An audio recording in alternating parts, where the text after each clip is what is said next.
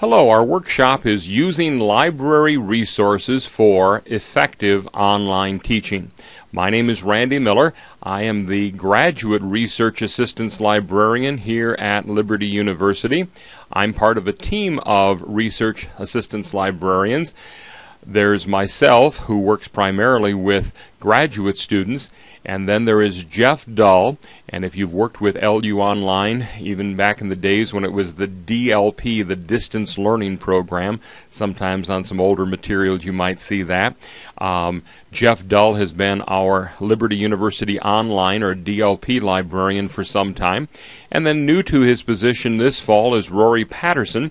Rory is going to serve as our undergraduate and also online research assistance coordinator. We are making plans for the new Jerry Falwell Library that's coming in the fall of 2013.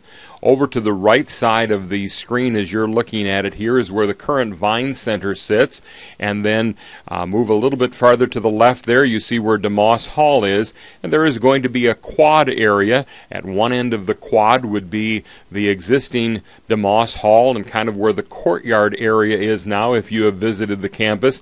That will be expanded, and those buildings are in the process of being demolished. At the opposite end of the quad will be a religion hall and seminary building, and then the library will be in one corner of the quad and overlooking a lake that is behind the Vine Center. And so this is the side of the building that faces that lake. The other side will be overlooking the quad then. And in part of the preparation for the Jerry Falwell Library, we want to have a new customer service model. And so things won't change all that much for our online students, but one thing that we're doing is that instead of having a separate information or reference desk and then a separate circulation desk in the new facility and a separate periodicals desk where students would go for magazines, there's going to be one integrated customer service center, and we're even prototyping that in our current DeMoss Hall facility for this fall. We're very interested that every student learn how to use information. We don't just want to be a warehouse where students come and get the resources from us, but it is our goal that every student at Liberty would have a core competency in information literacy. And so this is one of the general education core competencies. We have some other ones, that every student be able to communicate in writing, that they be an effective speaker, that they have a Christian worldview. And so information literacy is one of those core standards. So every student should be able to determine the nature and extent of the information needed. Is this something that needs newspaper articles? Is this something that wants an assignment that would demand primary resources, something that occurred at the time when this historical event occurred? We'll talk about that a little bit more later. But do you need scholarly, peer-reviewed articles that were written within the past 5 years? And it really depends on the discipline. In the nursing field, for instance, the latest research is very important. But everything that was written about the Pharisees was written 2,000 years ago as far as those original primary sources. So a 1957 article on the Pharisees isn't necessarily better or worse than a 2007 article. That's part of the nature and extent of the information needed. We want students to be able to collect or retrieve and evaluate the information that is appropriate to the academic level or discipline. Especially this is true when it comes to websites, and we're going to talk about requiring students to perhaps use our library subscription resources, but how you can help to make that clear to your students. But if you do allow them to use websites, is this some 8th grade class's blog on what they think about Shakespeare, or is this the National Shakespeare Society blog on Shakespeare? Well, that makes a big difference in the evaluation of the information. They need to demonstrate knowledge of the economic, legal, and social issues surrounding the use of information. And there certainly are economic issues surrounding the use of information. Do they ever have to pay for articles? And we're going to tell you later, you can tell your students they don't have to pay for articles. Sometimes students don't understand that, and they'll be buying articles at $37 or $45 a piece. We have the articles that they'll need, or we likely can get them from another library. The legal issues involving the use of information. Once they get an article from us, they can't just post it to make it freely available on their website, for instance, because that's a violation of the owner of the information's copyright. And then also the social issues, and we want students to learn about that. How to access and use information legally and ethically. That they are following the copyright rules, that they're not plagiarizing, that they aren't downloading movies off the web, for instance, that are still being shown in the theater. That's a violation of copyright to use those peer-to-peer sites. We want students to know about that. And then finally, to use individually or as a member of a group information effectively to accomplish a specific purpose. So are you figuring out what kind of information you need? You know how to get it. You know how to use it properly. You know how to access it. And finally, you know how to use it for the specific purpose, that you're not misquoting the sources that you are using, that you are using it appropriately. So let's talk about starting with our library resources. You can get there a couple different ways. If you go to www.liberty.edu/library, that gets you there. Or don't put the www in front of it, just go to library.liberty.edu, that works. Or one other way, if you're on any Liberty page and you go to the quick links bar, one of the links that will come down is for the library. You will come to a page that looks like this. And ordinarily, we might start at the Articles, Journals, and Databases page, or we might start here at Summon, but we're going to just, for our tour today, start with the Online Students page. This is what it looks like. New users should use this page until they become familiar with our services and resources. Once you kind of know what is on this page, and it just kind of gives you an overview or a tour of what we have, you don't need to always start on this online page. And the type is kind of small, so I blew it up. So let's talk about what it says for online library services. The library staff aspires to meet the information needs of our customers. This is what we're telling the students. This is what we're telling you as faculty. We want to help you become a self-sufficient library user so that you can readily find the materials you need on any occasion. We're always striving to make our databases easier to use, to make it easier for students to find the things that they need to find for their classes. Now, this is a little bit of a commitment to our students. You know, we want to meet your information needs. And so if you as a faculty member assign them, go to a particular database. Let's say that it was an accounting class, and you told them to go to the XYZ database, and we don't have the XYZ tax database. We have the ABC tax database. That's going to be a problem. And so I'm going to mention that again later. It's important that you would be able to do the assignment that is made. Now, for those of you that teach the courses and you're not a subject matter expert, you're not one who's developing the courses, part of that falls onto the responsibility of those who are developing the courses. But it also is just as important that as students say, well, I couldn't find anything, is this a problem that maybe they weren't able to log into the library, maybe they didn't know where to look, but we kind of promise them that aside from their textbooks, we're going to help to meet those information needs that you have. Here's another point that's in this paragraph. We want you to become a self-sufficient library user. we can't possibly help tens of thousands of students every time this assignment comes up. We want you to be clear in your explanations, and we also want to have our web interfaces be clear so that students can quickly find the databases that are required.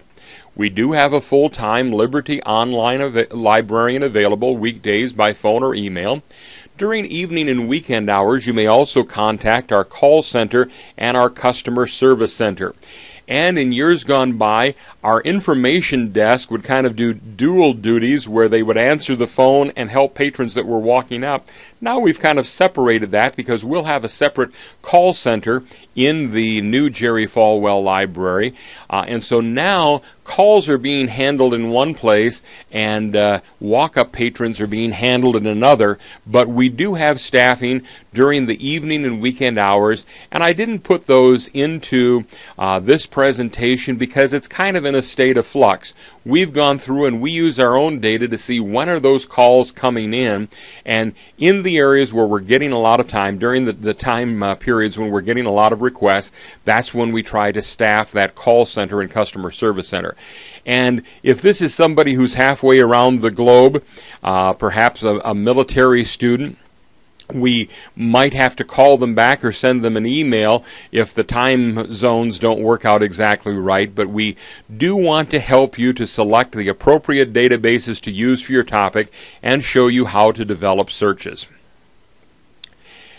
Some other online services. Now we tell the students, and this is right on that page where you saw the Liberty Online page, we won't do your research for you, but our staff will gladly help you learn how to retrieve sources on a particular topic or from a bibliography. There really are two ways that you can find articles or books. You could work from a citation, like in a bibliography, and so we have a thing called Journal Finder that lets us do it. We'll show you how to use that in a moment. Or I need to have 6 articles, let's say, on attention deficit disorder in junior high boys. Well, we'd be able to get that as well too. So we can retrieve articles or books or dissertations either on a particular topic or if you have a bibliography. For assistance in the process of writing your papers and citing your resources, we do have the university's online writing center. They also don't do proofreading and editing for the students. They will point out mistakes and say, here's what you did, now fix this throughout your paper. None of these sources are, neither the library nor the online writing center, are proofreading services, but they do help in assistance in writing papers. Many of our library databases, as we mentioned on the page, provide suggested citations, but the library does not provide assistance in writing or editing papers. And we also have a growing variety of tutorials and guides that are available online to aid you. And if there is something that you are finding is just difficult for your students to do. They don't know how to, let's say, research a business using the Standard & Poor's database, or they don't know how to research tax laws using the LexisNexis database. We're working to have a wide variety of tutorials that would show some of those very specific tasks.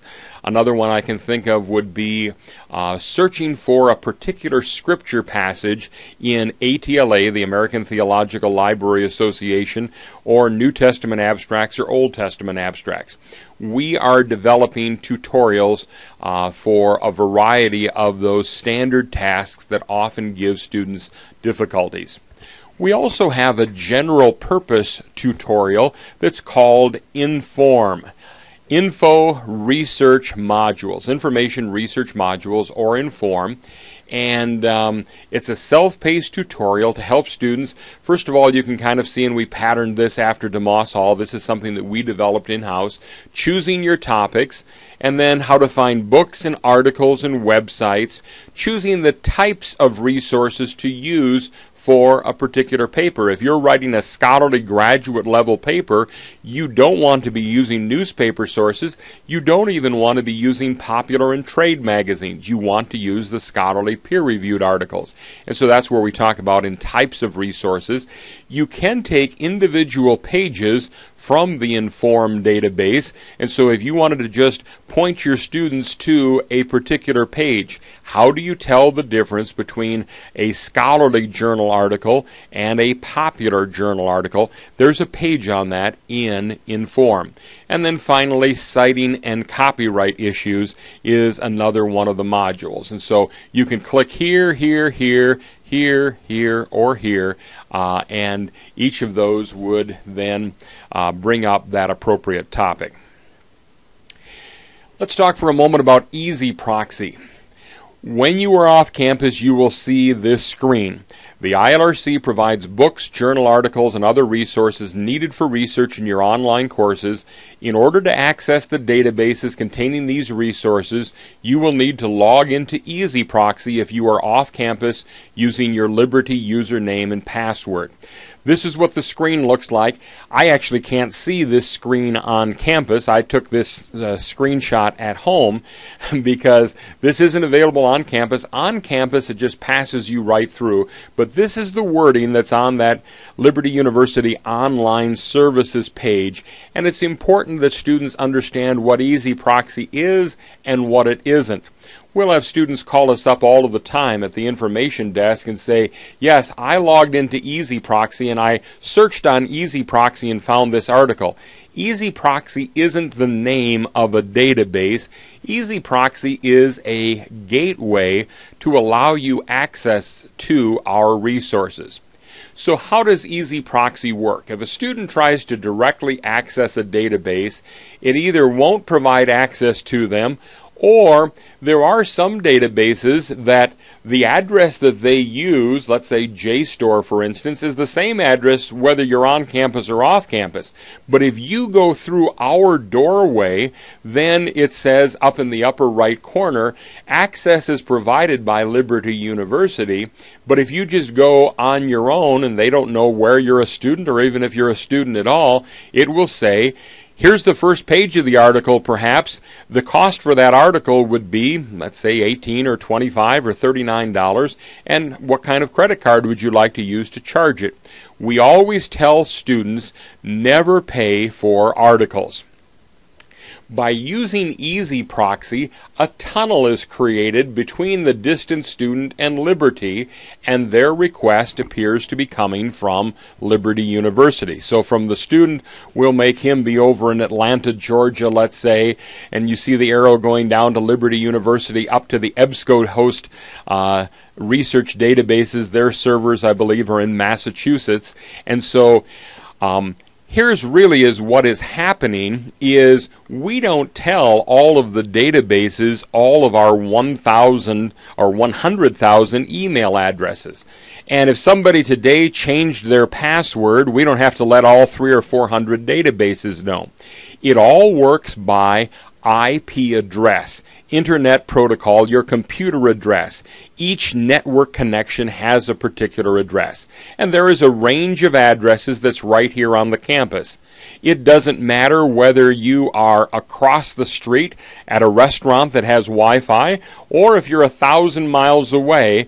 If you're outside of the range, it doesn't think that you're a Liberty student. So that's where EZProxy then creates that tunnel, and you bounce your request off of our server and it goes to the database. One note for those of you that are LU online faculty. If you use VPN, Liberty's VPN or virtual private network to access other campus services, some things require you to be logged into VPN. You won't be able to access EZProxy and vice versa. So when you're logged into EZProxy, VPN won't work. And if you're logged into VPN, EZProxy won't work. And it will tell you, well, it appears that you're on campus, so just go ahead and search in the database, and you go, well, it won't let me go there. And so it's giving you the wrong instructions, but that is really a key, is you need to log out of VPN if you want to search our databases, or you need to log out of EZProxy if you want to go on to VPN. You can only be on one or the other at the same time. Some of our databases allow you to send a link to a particular article. Sometimes this is called a permanent link, a permalink, a persistent URL. These links must include an EZProxy prefix or they won't work off campus. On campus here it's fine. You put in that link and it will send you right to the article. EBSCOhost databases automatically add this prefix. Other databases, such as ProQuest or Gale family of databases, usually need the prefix added manually. Don't just copy the web address from your browser. If it says session in the address at the top here, you know that even if it's on your computer and you accessed it using EZProxy at home and you go to save that address and go back exactly to the same place, well, it was on my computer, that's not going to work later on, and it certainly wouldn't work for a student. You need to have one of those proxied addresses. So for instance, here is a proxied link for this particular article, and we just clicked over here down in the lower right corner. Perhaps you can see it where it's pointing to permalink. It pops this up, which is the permalink, and we just kind of double click to make the whole thing blue and then hit copy, and it looks like this here.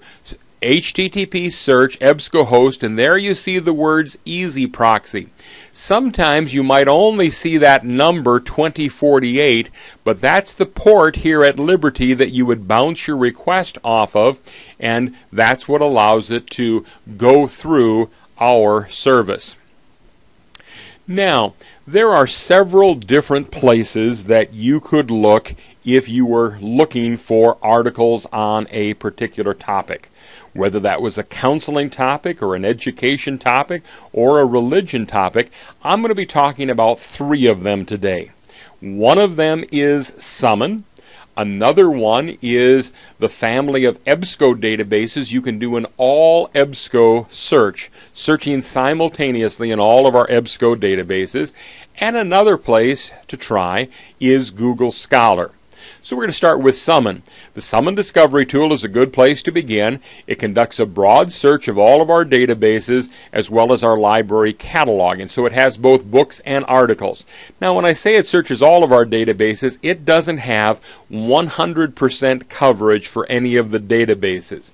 Summon, unfortunately, and it has to do with publishers' permissions, is kind of on a journal by journal rather than database by database basis, and so there's some journals that just aren't in there. We subscribe to it, but it's not in our instance of Summon because Summon is owned by one company. It's actually owned by ProQuest, and so there is some of the content that's in EBSCO databases or in Gale databases that is not available in Summon. So it is not 100% everything that we have. Some people like to think of it as being the Google for the Liberty University Library, but it's not exactly that yet. I mean, that's what ProQuest would like it to become, but it's not exactly there yet. And so there are some searches that you might do that it would be much more appropriate to go to a particular specialized database. If you were looking for literary criticism, Literature Resource Center is a good one. If you were looking for education, I would go to EBSCO and I would click on, besides the multidisciplinary Academic Search Complete, I would use that one, Academic Search Complete, along with Education Research Complete and ERIC. Someone is going to have many good educational articles, but sometimes it's more appropriate to use subject-specific databases. But you would put in your topic, and this is what it would look like here. I've got written down a Summon search results screen, and so when I typed in online education, we got 1,249,037 results. We can limit it to items with full text online, and I've excluded newspaper articles. If you wanted to have it with a certain publication date over here on the left, one thing that I found it to be particularly helpful in this content type is because Summon is a ProQuest product, I have found it to be particularly helpful for finding dissertations on certain topics because it includes that ProQuest digital dissertations and theses. So let's talk about finding journal articles. As we've said, never pay for journal articles. We likely either have them in one of our databases or we can obtain them from another library. Remember, articles are found in journals or magazines that are indexed in databases. And a database is just a collection, in the most cases, of journals. We're going to show you here shortly that we also have some collections of other things, like we have collections of videos in one particular database. We have some other things, corporate reports in another database, but primarily journals. Articles are found in journals that are indexed in databases. In the Academic Search Complete database, for instance, they index 12,500 journals, of which 8,500 are in full text and 7,300 are full text scholarly peer-reviewed journals. You can search for articles in one of two ways: by topic, using the appropriate database and search strategy. And by that I mean Boolean operators, truncation, etc. That's a little bit beyond the scope of this presentation, but someone was trying to find the other day some articles on teenage girls bullying one another. And so we used on one search line bullies or bullying, and we used and teen with an asterisk as truncation. That found teen, teenager, teenaged, teenage or adolescent with an N with an asterisk after it. That got adolescence with a TS, or adolescence with a CE, the time of life or the people. And so the first line had bully or bullies. The second line had teen or adolescence, and the third line had female or girl. And so it had to have something from the first line, had to have something from the second line, had to have something from the third line, and in doing that we were able to find thousands of articles on teenage high school girls bullying. Or, as we mentioned, you can either find them by topic like that or by citation. And you use Journal Finder to determine which database contains the journal with the article that you're looking for. Then you search within that journal for some unique terms. If you're looking for a specific article for which you already have the citation, somebody says, I want you to read this article, or a student has that as an assignment, or you just have heard about an interesting article, Journal Finder will allow you to search by the journal title to see if we have the issue that you need. If we have it, Journal Finder will tell you where it can be accessed. So click on the Articles, Journals, and Database link on this library page, and you type the name of the journal that you're looking for. You see I'm pointing here to Journal Finder, and this will show which, if any, of our databases contain that journal. Note that it does say here the title begins with. If you're not sure but you know some unique words, you can pull it down and have it so that the search title contains the words. For instance, is it the Journal of Psychology and Christianity, or Christianity and Psychology? What if I couldn't remember? I can just say the title contains the words Christianity and Psychology, and it would find it. So we put in here Quaker Studies, and it brings up a screen that looks like this. We're looking for an article, Travelers Here in This Vale of Tears, William Penn Preaches a Funeral Sermon. It was written by Dr. Michael Graves, and it was found in the journal Quaker Studies. So in Journal Finder, we put the journal name, Quaker Studies, and you can see that we have Academic Search Complete. That's that big one there with 12,500 journals. And it goes from the year 2000 to 3 months ago. It's also in EBSCO's Religion and Philosophy collection. And then much more recently, but up till the present, it's in ProQuest Central. What is it with this 3 months ago? Sometimes you'll see 3 months ago, 6 months ago, 12 months ago. I've seen it as high as 18 months ago. What those are is that is an embargo period. And a lot of these journals want you to buy the print version of their journal. And so they won't release it to the electronic database till the print journal has been out for a few months. Well, in some cases, we even buy the print journal so that we can have that immediate access.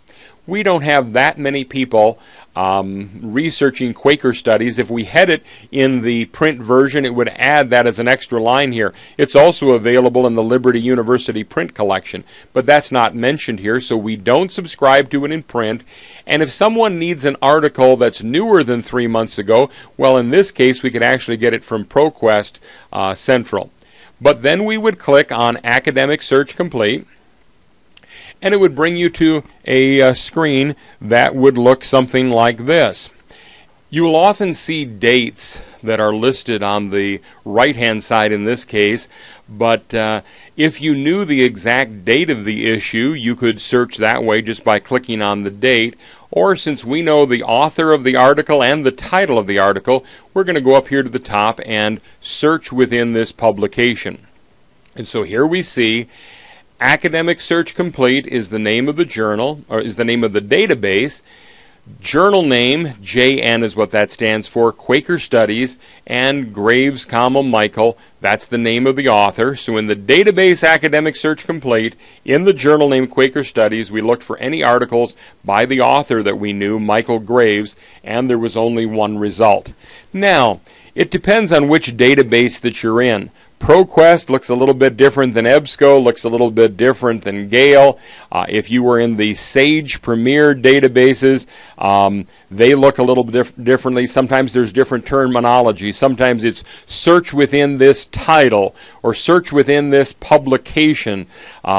Search the entire database. And so you might see some variations there, but once you kind of know what you're doing, you can look through all of the 80 or 90,000 journals that we have listed in our journal finder. Our library's book and article databases are listed by subject name and also alphabetically by the name of the database.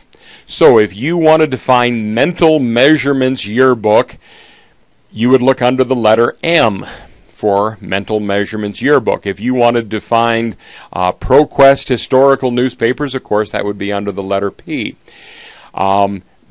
They're also listed by subject areas. Many articles can be read fully online, but if the article you desire is not available in that format, it usually can be obtained from our print journal collection or from other libraries through ILLiad, the Interlibrary Loan Service. There's no charge for articles when you request them through ILLiad. It just takes a few days to get there. And it's not a matter that we mail you copies of articles. They are all done electronically using PDF. And that's ILLiad then. I wanted to show you what one of our subject pages looked like. Besides online journals and books, we also have a variety of other specialty databases containing such things as industry data, test reviews in Mental Measurements Yearbook, or another one that I frequently use is listed at the bottom of this page, Health and Psychosocial Instruments. If you're doing your own research and you want to find the reliability and validity for certain test instruments, this is a much more expansive database, this Health and Psychosocial Instruments database listed here, HAPI, than even Mental Measurements Yearbook is. Literary criticism. We have the Gale Virtual Reference Library. We have historical books and newspapers. We have early English books online. We have the Evans collection of books from the colonial era that are good for primary sources. We have newspapers, ProQuest historical newspapers, and current newspapers, including the Wall Street Journal, streaming video and audio. So on this page here, there's the APA PsychNet that includes Psych Info and Psych Books, counseling and psychotherapy transcripts, client narratives, and reference works. These are actual transcripts of counseling sessions.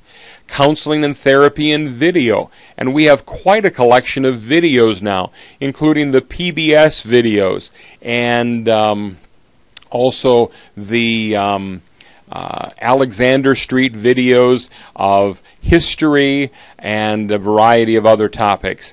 Psychiatry Online. This includes the DSM-4, the Diagnostic and Statistical Manual, that is used for determining certain conditions and how do you diagnose someone with bipolar disorder, for instance.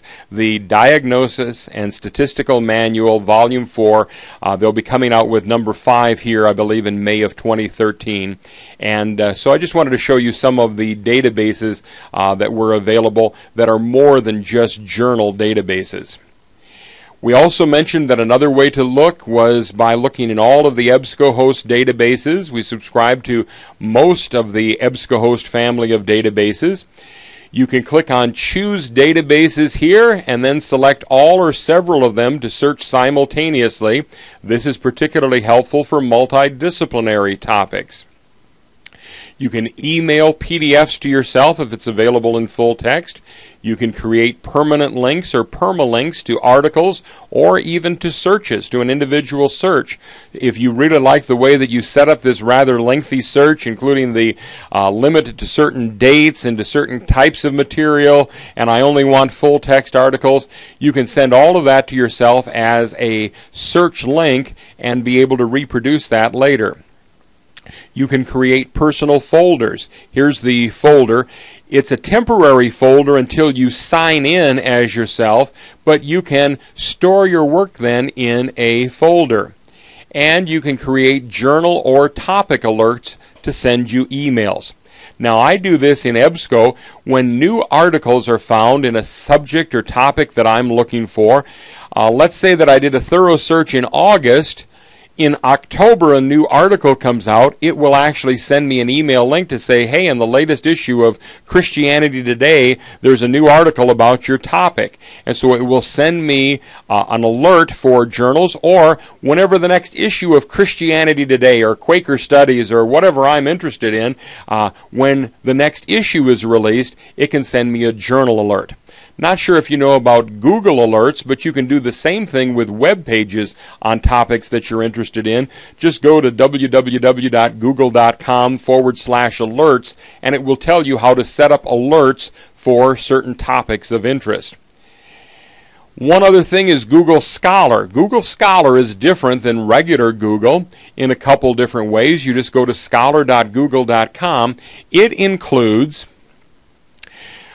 citations for articles as well as citations for books and dissertations, but it's all scholarly material. There's no advertising in there whatsoever. A couple things that are nice about Google Scholar is that it does have open access items, like this one, for instance, by one of our faculty members. Dr. Fernando Garzon is a Liberty University faculty member, and this article happens to be in our Liberty Digital Commons.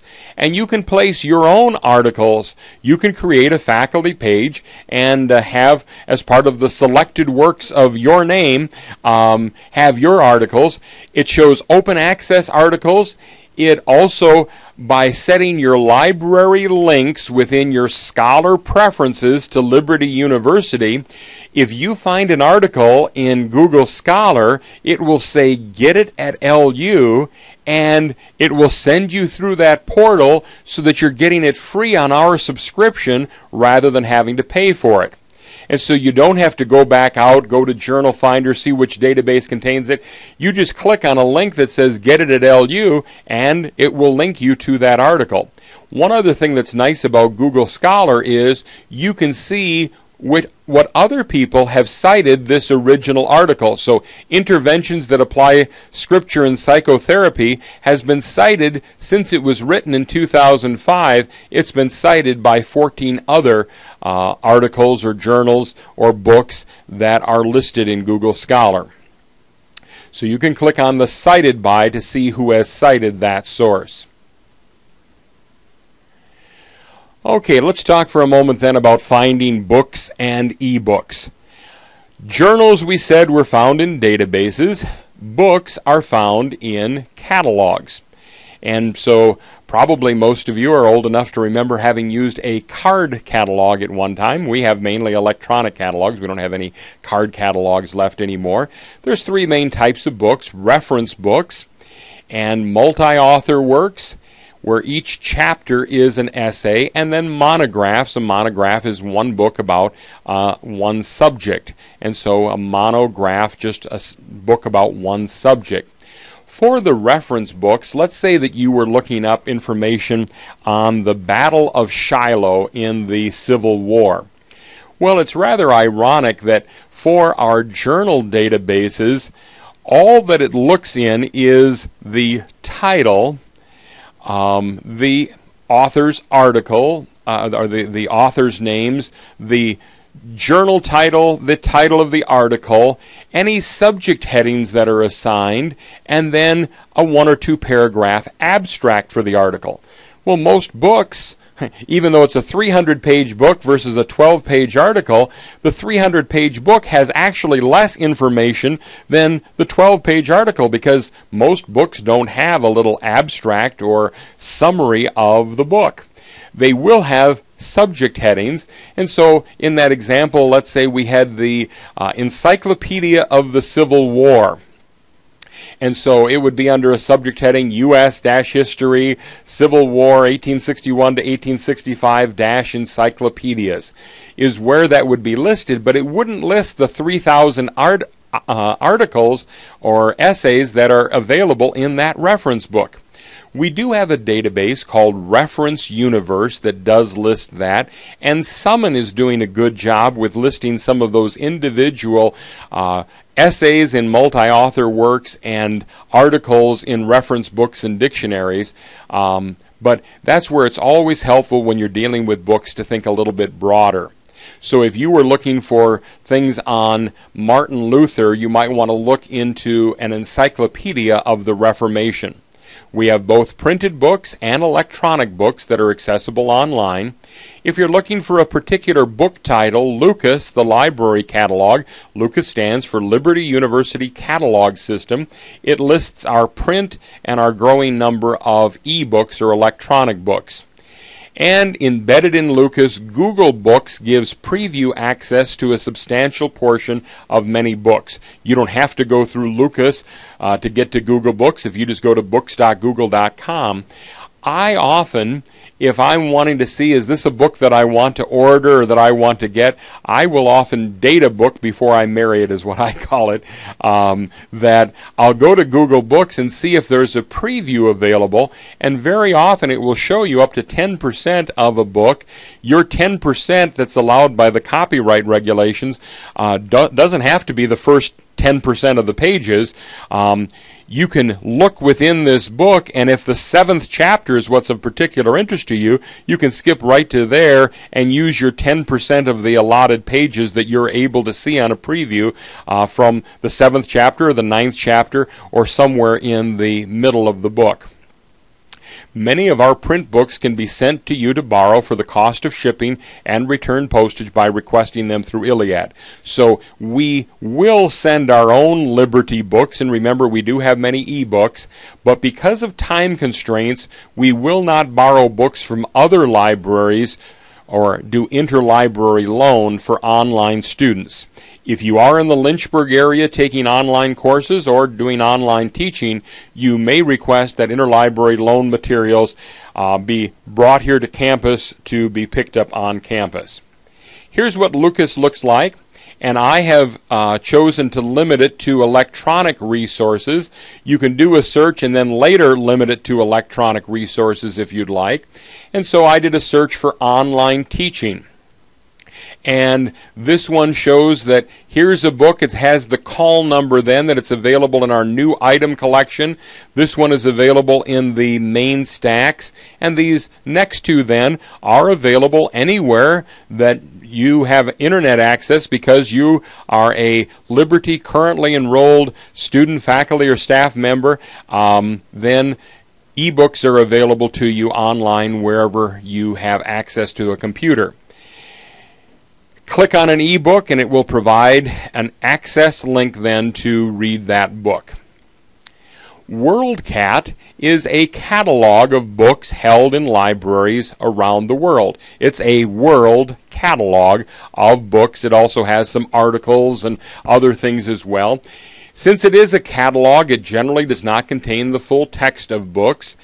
And if you are an adjunct faculty, let's say that you live in Washington State or in Missouri, use the Find It in a Library Near You feature by entering your zip code.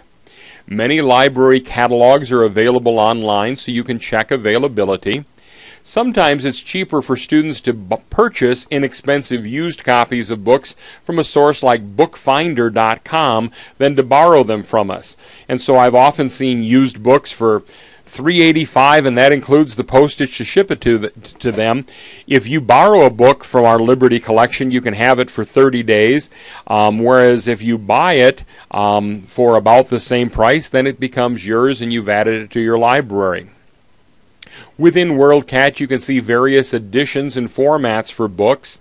And there's a link there. It says Cite Export button, and it will allow you to create APA, MLA, and Turabian suggested citations. There's actually two styles of Turabian, and here at Liberty, we want the Chicago Turabian Humanities, also sometimes known as the Notes Bibliography format, or the chapter 16 and 17 in Turabian format, not the chapters 18 and 19. In EBSCO citations, going back just a moment ago when we were looking at journal articles, in EBSCO I found you often have to fix the capitalization of the article title. In WorldCat, you often have to fix the state abbreviations. And just like we said you could create folders in EBSCO, you can create a free personal account to store lists of books, create bibliographies, etc. WorldCat, unlike EBSCO, is something that's available to anybody in the world. You don't have to be a Liberty student to use WorldCat. So if your spouse wanted to find, let's say that you like a particular type of movie, you like musicals, and you wanted to find what's the closest library to you that has Meet Me in St. Louis. It also lets you find CDs and DVDs in public libraries as well too. So WorldCat is a nice tool. Here's what it looks like then, and you can see here's the site export. But you can see that this book by Dr. Elmer Towns here, it says Chattanooga, Tennessee, T-E-N-N, rather than the two-letter postal code here. But I have Liberty's zip code here, and so Liberty is the closest library that's less than a mile away from me. The next library that had this book on core Christianity was 150 miles away from me. But that's what WorldCat is very nice for, especially for our distance students and professors. Let's talk for a moment about textbooks. We typically do not stock the textbooks that are required for your courses. We do have some general books that are used for text, but are not published by textbook publishers.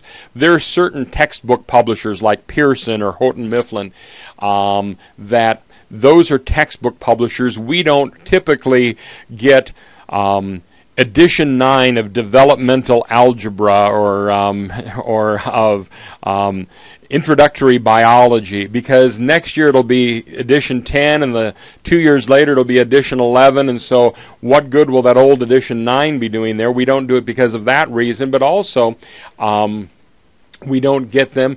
They're not typically used in research, and also we'd only be able to send it to the first student that wanted it, and so it really wouldn't be fair to the other ones. For example, we do get we do have Elwell's Dictionary of Theology. While we use this as a textbook for several of our courses, it's just a standard theological dictionary. So we don't stock books that are primarily meant as texts, but some courses use books as their textbook that we do have available as electronic books. Since textbooks quickly become outdated and are generally not used for library research purposes, the library doesn't buy them. Also, they're needed for an entire term, and we only loan out books for 3 weeks for the library material, so students should obtain their own copies of texts. And we actually say this, that's why I put it in quotation marks. While students will usually need to purchase required textbooks, we do seek to provide the other information resources needed for your courses. So this is what we tell the students. Please help us by not requiring them to use either a database or a resource that we don't provide, and contact your liaison librarian if you have questions. And so please help us with that. We tell the students we're here to meet your information needs, and if you're asking them to look in something that we don't have, then that makes us look bad and that frustrates the students. For faculty members, we do not provide desk copies of textbooks for your courses, but if you'll see your department administrative person there, they can often provide desk copies for you. So, some fast facts. Let's talk about copyright concerns. Since we said as one of our information core competencies that we wanted you to be able to use information wisely and ethically and legally, any of the things that are in our subscription databases, we have paid for a subscription fee to be able to use those. There is a problem sometimes, and this happens more in the residential courses, and especially with electronic books, we might only have one license for a particular book. And so while one student is looking at it, if another student went to access it, they would be given a message saying it's currently unavailable. Would you like to be notified when it becomes available? But for most of our journal databases, we have unlimited concurrent users. Now, always link to books and articles and databases. Don't you download the PDF and then post that PDF as a file in Blackboard. Why is that? For two reasons. One is you have the right to look at anything in our subscription databases, but to make a copy and then post that copy may be violating copyright restrictions. Now, since we still will likely have the database 6 months from now, it probably isn't as much of a copyright problem as the second reason here. Each download is a vote to keep subscribing to that database, if that makes sense. And so if you have 100 students per semester reading a particular article, you download it once and we take a look at the usage statistics for that particular database and we see, well, that database only got used once last semester. I guess we'll drop that one. Not much demand for that. And then you come back and when you ask the students to look at it in the future, it's not there. Well, if we keep having hits on it, then that means that we keep the database. If you downloaded it once, it wouldn't get a vote to keep that database. We do, as we mentioned, have licensed streaming video databases, including PBS videos, music databases. We have audiobooks, and we've just added the Britannica Image Quest database for copyright-free images. So all of the pictures that you see here from now on out, this picture on the left-hand side, came from that Britannica Image Quest database. And so they have some nice things. If you want a teacher with an apple on her desk, just put in teacher and apple and you'll have a picture of it there. If you need a black boy sitting at a desk, put those keywords in there and you're going to be able to find those things. When it comes to library assignments, you are the boss. If you are telling your students, I want you to have 6 peer-reviewed scholarly articles written within the past 6 months, well, then you're the boss. You get to say that. We won't tell students they don't have to do it your way. But please, please, please have clear assignments that the students are actually able to complete. Could you do the assignment that you assigned? You may refer students to the library for assistance in finding resources. We won't do the work for them. We will help them find the resources, but they can't just say, call up the library and say, I need 10 articles on attention deficit disorder. It doesn't work that way. We don't just give them fish, using that old word picture, give a man a fish and you feed him for a day, teach him how to fish and you feed him for a lifetime. We really are interested in giving fishing lessons, and we have some fishing tutorials as well too, but our job is not just to give out fish. Now, if you have it in your assignment, you want them to all read a particular article, everyone in the class is going to read and evaluate a particular article, you can either tell them how to find the article, go to this database, enter these search terms, and find it that way, or you could send a link to the article. That's not a problem sometimes in doing that. But if they're, pick one of the themes of the chapters of this book and write on it, then tell them how to find the information, because if you don't tell them how to find the information, they can call and ask us, but we'd rather have you giving them those instructions. You can't assume that they know the basics. Be very clear in your instructions. We've mentioned that an information literate person should be able to evaluate the quality of websites they discover. And so once they leave Liberty, are they going to keep using our subscription type databases? It depends on the industry that they're in. Lawyers still do use LexisNexis all the time for looking up cases. I know that nursing students will log into the physician's desk reference to check on prescriptions and drug interactions and so forth. But many of our faculty members say, I don't want you to use anything off the web. You have to go to the library and actually get something that's printed. That's not a really good instruction, especially for online students. If you want them to use only our library subscription databases so that you know that they have higher quality sources, remember our online resources are delivered via the web, so it's not real clear to say don't get anything off the internet or off the web. Tell them you want them to use library subscription databases rather than free websites, and that should help to clarify it a bit. If you just type in a topic, let's say you put the word Augustine into a database, or you put the word Washington into Academic Search Complete. I just wrote down a variety of the kinds of information. Remember that one of those information literacy goals was that they evaluate the type of information that they need. They might find book reviews, newspaper articles, essays from multi-author books, dissertations, literary criticism, reference book articles, popular magazines, trade publications, testing instrument reviews, corporate or industry information, commentaries, peer-reviewed journal articles. Students searching multidisciplinary databases may find all of the above in their results list, and they don't know what to do with that as they're going through. I've seen students just struggle over reading every word in a results list. And somehow, I don't know why this is, they've learned how to skim Google, but they've never learned how to just skim the results list. You can set limiters so that I only want to see dissertations, or I only want to see reviews, or I don't want to see reviews, I only want to see articles.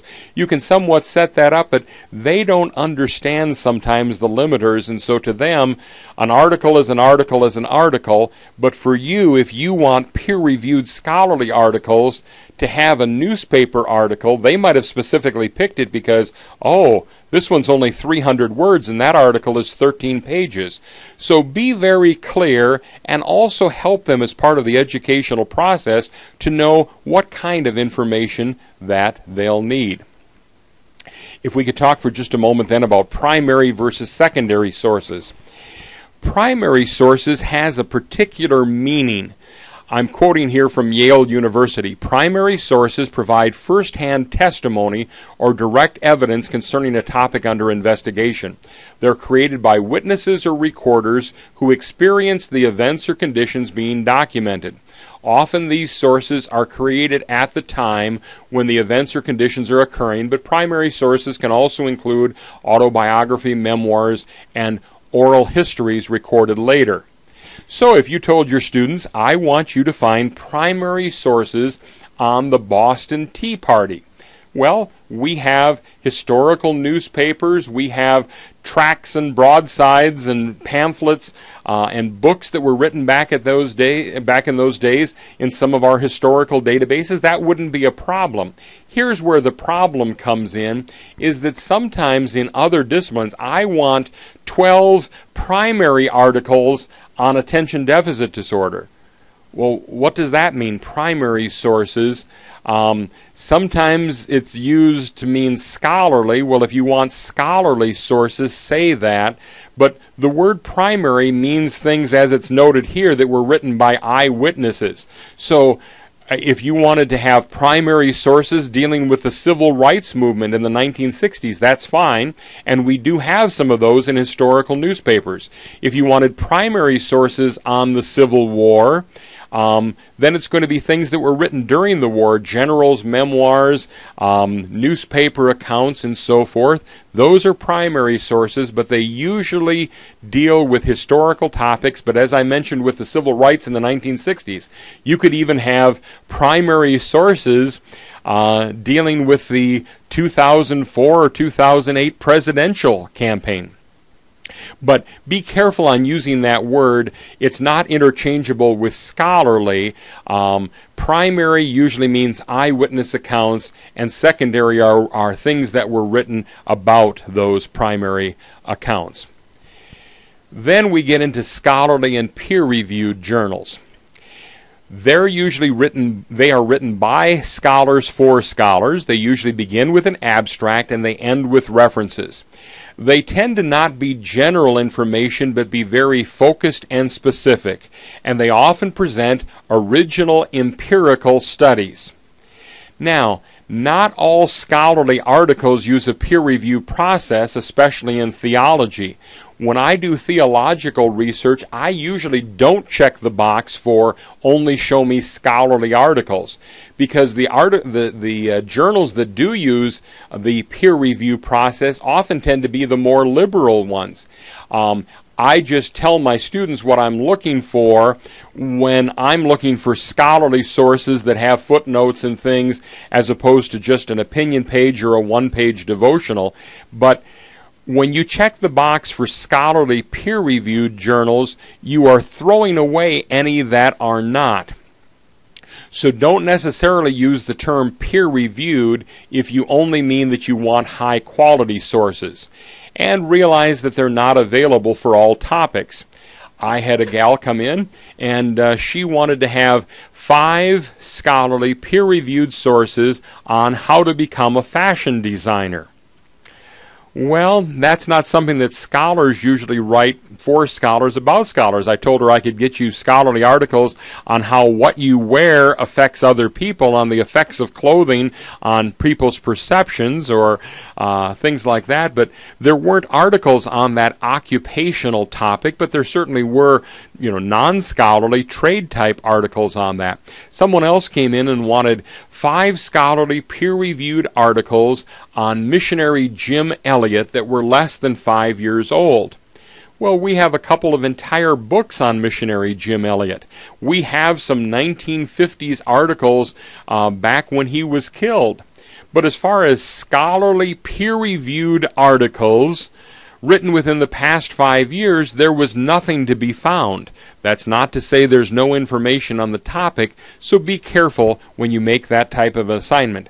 There are some fields, particularly education and counseling, where that is a very legitimate restriction to make. I want you to become familiar with the scholarly sources, especially at the graduate level.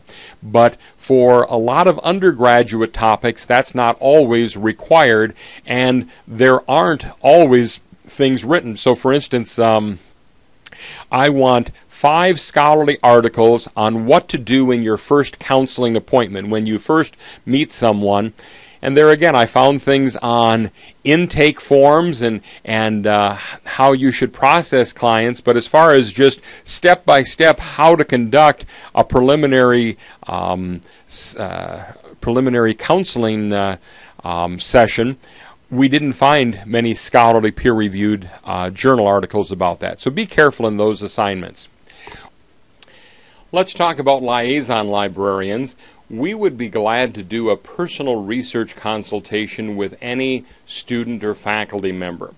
We can assist you as a faculty member in your own personal research that you are doing for your teaching or just for your personal interest or the areas that you are personally researching.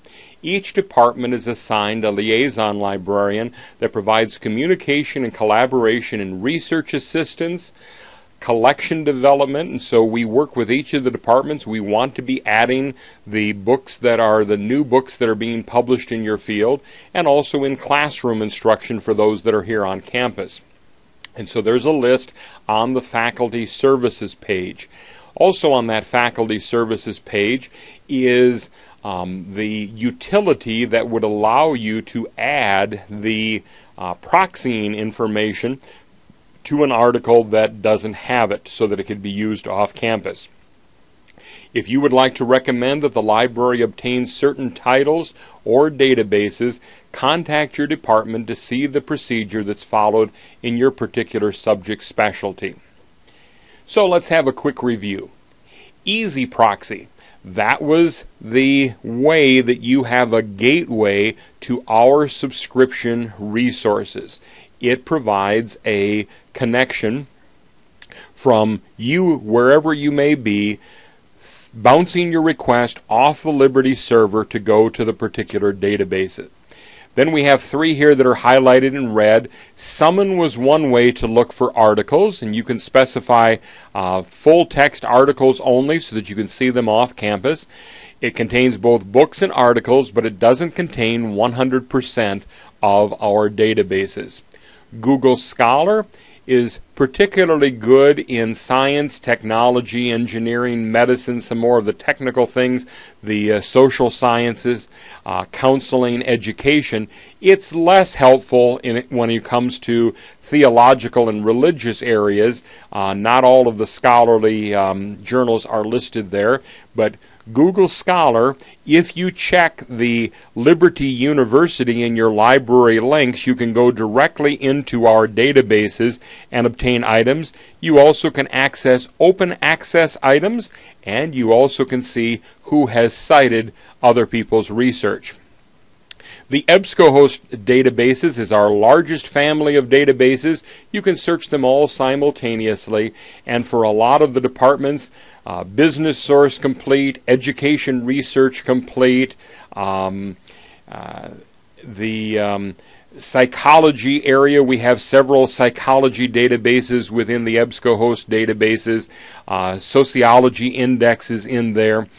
It's just a good place to get a variety of journal articles, and they all are looking in the same format. So you can email yourself a PDF of the article, you can create a folder to save your work and kind of chunk your work and review so many articles today, and when you come back tomorrow it will still be in your folder. And so I use all 3 of these sources then, Summon, Google Scholar, and EBSCOhost databases, as I'm doing personal research. We did talk about peer-reviewed journals and when it's appropriate and sometimes not appropriate to require them. We talked about liaison librarians and said that each department has a liaison. LUCAS stands for the Liberty University Catalog System, and you can limit that to just electronic books. WorldCat is a catalog of books around the world, and particularly helpful is the Cite This link there that allows you to create a APA, MLA, or Turabian citation for any book in the Liberty Library, actually for over 1 billion items.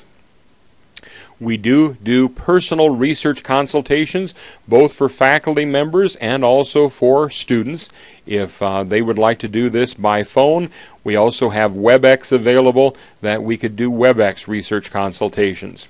We talked about primary sources and being careful about specifying them. We talked about Google Books and how you can often preview books even if you don't have a library nearby that has a particular book, that it contains scanned copies of many, many books. The subject pages for your particular subject area. No one is familiar with all 300 or so databases that we have. I'm a reference librarian, a research assistance librarian, and I don't know every single database. I have to learn the new ones as they come along. But you should at least be familiar with all of the databases in your subject area.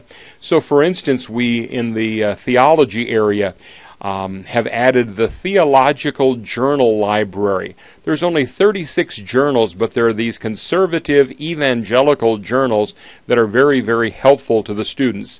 I went for a couple months before I really knew about that, so we're going to try to do even do a better job of informing our faculty members when new databases are added, and to make you aware that we have new resources for you to use. We try to get all of the current best databases, the material that would be used for the courses that we teach. We talked about proxied links in order to be able to have an article open up and be free off campus. EBSCO generates them automatically. For other databases, you have to add that proxying information at the front. And we talked about ILLiad. You could even open up an ILLiad account before you needed one. ILLiad is short for ILL, Interlibrary Loan, and it's kind of a play on the word Iliad, but that allows you to receive articles either from our print collection. We will scan them and put a PDF in your ILLiad box, or we also can get them from other libraries. I do remind you that once you order something in ILLiad, a journal article, it's only in your box for 30 days.